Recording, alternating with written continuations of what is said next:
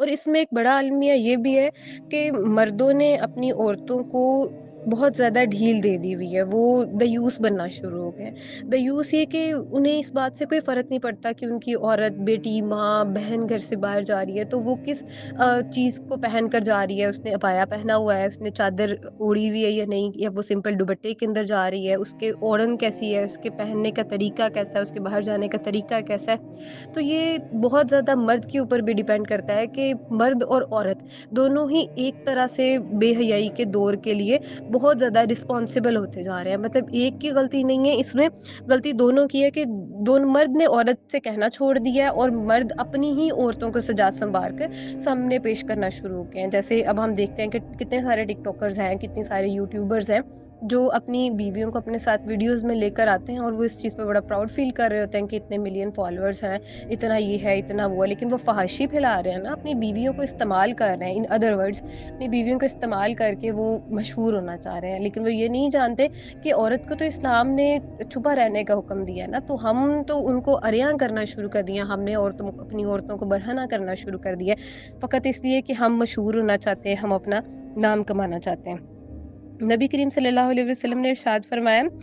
جب تجھ میں حیا باقی نہ رہے تو جو جی چاہے وہ کر۔ یعنی جب انسان کے اندر سے حیا ختم ہو گئی ہے نا، پھر وہ اس کا جو بھی دل کرے وہ کرے، اس پہ کوئی بھی پابندی پھر نہیں لگتی ہے، کیونکہ اس کے اندر سے حیا ختم ہو گئی ہے۔ جب تک کسی انسان کے اندر حیا موجود ہے، اس کا ضمیر جاگ رہا ہے، تب تک تو اس کے اندر بھلائی کی نشانیاں موجود ہیں، لیکن جیسے ہی اس کے اندر سے حیا ختم ہو گیا تو پھر بہت مشکل ہے کہ وہ دین اسلام کی چیزوں کو اور ان ساری چیزوں کو فالو کر سکیں۔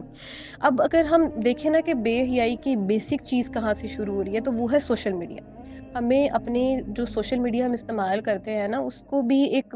وے سے استعمال کرنا چاہیے۔ اب جیسے ہر انسان کے پاس موبائل ہے نا، تو ہم اس کو دو طریقوں سے استعمال کر سکتے ہیں، یا تو پازیٹیو وے میں یا نیگیٹو وے میں۔ اب یہ ہمارے اوپر ڈیپینڈ کرتا ہے کہ ہم اس کو پازیٹیولی لیتے ہیں یا نیگیٹیولی لیتے ہیں۔ اس میں ہم نگاہوں کا پردہ دیکھ لیں کہ اب دیکھیں یوٹیوبرز کتنے ہیں،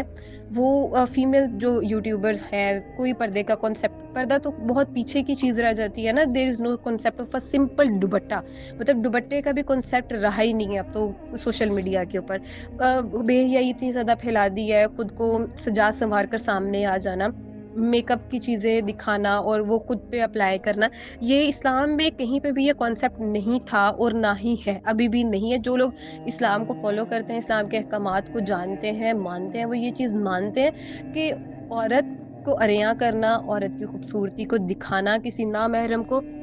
اسلام تو اتنا خوبصورت دین ہے جس نے یہ کہا ہے کہ اگر کزن سے شہوت کا یا اس طرح کا کوئی معاملہ ہے نا، تو کزن سے بھی پردے کو فرض کر دیا گیا ہے کہ ہر اس انسان سے پردہ فرض ہے جہاں پہ شہوت کا معاملہ ہو سکتا ہے۔ تو وہ دین اسلام جس نے عورت کو اتنی زیادہ پاکیزگی میں رہنے کا حکم دیا، وہ کیسے یہ بے حیائی کو پروان چڑھا سکتا ہے؟ یہ ساری بے حیائی ہم خود ہی انسانوں کی پھیلائی ہوئی ہے۔ وہ ہے نا قرآن کے اندر کہ اللہ تعالیٰ انسان پہ ظلم نہیں کرتا، انسان خود اپنے اوپر ظلم کرتا ہے۔ تو یہ وہی چیز ہے کہ ہم اپنے اوپر خود ظلم کرتے ہیں، ہم خود بے حیائی کے دور کو پروموٹ کر رہے ہیں۔ اگر ہم لوگ اس چیز کو روکنا شروع کریں، کوشش کرنا شروع کریں، تو ہو سکتا ہے کہ کہیں نہ کہیں ہم اپنا وہ چھوٹا سا حصہ ملا دیں، جیسے وہ چڑیا نے اپنا حصہ ملایا تھا نا حضرت ابراہیم علیہ السلام کی آگ کو ٹھنڈا کرنے کے لیے۔ تو ہم ایسے لوگوں کو انفالو کر سکتے ہیں، ان کی چیزوں کو نہیں سنیں، ان لوگوں سے دور رہیں، ان لوگوں کو نہ پسند کریں۔ وہ یہ ہے نا کہ اگر برائی کو ہاتھ سے نہیں روک سکتے تو اس کو زبان سے روکو، زبان سے بھی نہیں روک سکتے تو ایٹ لیسٹ اس کو دل میں تو برا جانو نا۔ تو یہ ہمیں دل میں تو ایٹ لیسٹ برا جاننا ہے نا۔ اگر ہم ہاتھ سے ہم ان کو انفالو کر سکتے ہیں، زبان سے ہم یہ کہ ہم آپس میں اس چیز کو ڈسکس کر سکتے ہیں کہ ہم نے ان چیزوں سے دور رہنا ہے، ان چیزوں سے پرہیز کرنا ہے، ہم نے وہ چیزیں فالو کرنی ہے، وہ احکامات ماننے ہیں جو اللہ تعالیٰ کو پسند ہے، ٹھیک ہے۔ اس کے بعد ہم نے ان چیزوں کو انفالو کرنا ہے، ان سے دور ہونا شروع ہو جانا ہے، اور اس کے بعد ہم نے دل میں برا جانا ہے کہ نہیں، میں نے یہ چیز نہیں دیکھنی، یہ چیز میرے لیے بری ہے۔ اس طرح ہم ان چیزوں سے خود کو دور کر سکتے ہیں، اس طرح ہم برائی سے بھی دور ہو سکتے ہیں۔ تو اب سے آپ سب نے یہ کوشش کرنی ہے کہ اپنے ارد گرد جو بھی بے حیائی برائی پھیل رہی ہے نا، اس کو ختم کرنے کی کوشش کرنی ہے۔ یہ نہیں سوچنا کہ اگر عورت سج سنور کر باہر نکلی ہے، وہ خوبصورت لگ رہی ہے، وہ پیاری لگ رہی ہے، تو میں مرد ہوں، میں نے اس کو ضرور دیکھنا ہے۔ جب آخرت میں حساب کا دن ہوگا نا، میدان محشر سجا ہوا ہوگا، تب یہ نہیں آپ سے پوچھا جانا کہ آپ نے کیا کیا، آپ نے یہ اس عورت کو کیوں دیکھا تھا۔ اللہ تعالیٰ نے یہ کہنا ہے کہ تم نے دیکھا تھا نا، تب آپ یہ نہیں اللہ تعالیٰ کو کہہ سکتے کہ اللہ تعالیٰ وہ میرے سامنے سچ سنور कर आई थी, मैंने तो देखना था। अल्लाह ताला ने कहना, आपने क्यों देखा, तुमने क्यों देखा? आपने अपने अमाल के लिए जवाब देना है। और जैसे औरत बाहर निकलती है तो औरत कहेगी कि मर्द अपनी निगाहें नीचे कर लेता है, लेकिन वो मैदान महशर वाले दिन ये बात नहीं कर सकती कि मर्द ने मेरी तरफ क्यों देखा। औरत ने भी अपने किए का हिसाब देना है और मर्द ने भी अपने किए का हिसाब देना है। तो ये जो औरत और मर्द वाला ये एक फ़र्क सामने कर दिया ना, कि मर्द अपनी नज़रें नीचे करके रखे और औरत जो है वो तैयार हुए बगैर बाहर निकले तो हम उसे नहीं देखेंगे। सबने अपना-अपना हिसाब देना है और अपनी-अपनी कोशिश और अपनी-अपनी मेहनत करनी है और अपना-अपना जायज़ा भी लेना है कि हम किस पॉइंट पे के ऊपर खड़े हैं, हमने इस बेहयाई को कैसे रोकना है, हमने